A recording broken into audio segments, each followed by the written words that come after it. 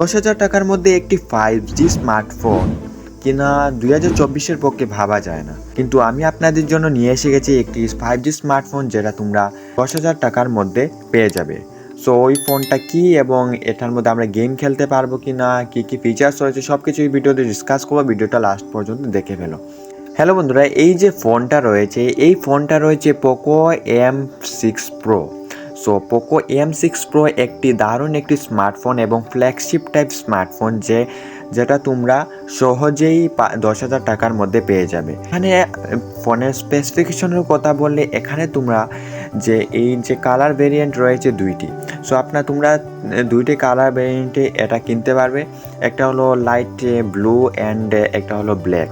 And এখানে র্যামের কথা বললে এখানে তোমরা 4GB র্যাম এবং স্টোরেজের কথা বললে এখানে তোমরা পেয়ে যাবে 128GB স্টোরেজ।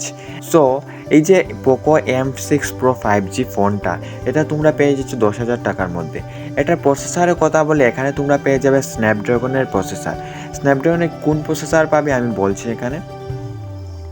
সো তোমরা এখানে স্ন্যাপড্রাগনের 4 Gen 2 অক্টা-কোর প্রসেসর এখানে পেয়ে যাবে। প্রাইমারি ক্যামেরা থাকবে দুইটি, যার মধ্যে একটি থাকবে 50 মেগাপিক্সেল এবং একটি থাকবে 2 মেগাপিক্সেলের।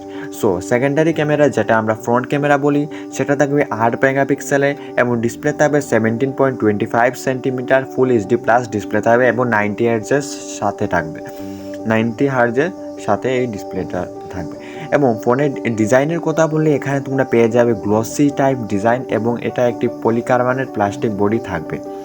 সো তোমরা এই ফোনের র্যামটা আপ টু 12GB পর্যন্ত বাড়াতে পারবে এবং এখানে একটা ফিঙ্গারপ্রিন্ট সেন্সর রয়েছে, সাইড মাউন্ট ফিঙ্গারপ্রিন্ট সেন্সর।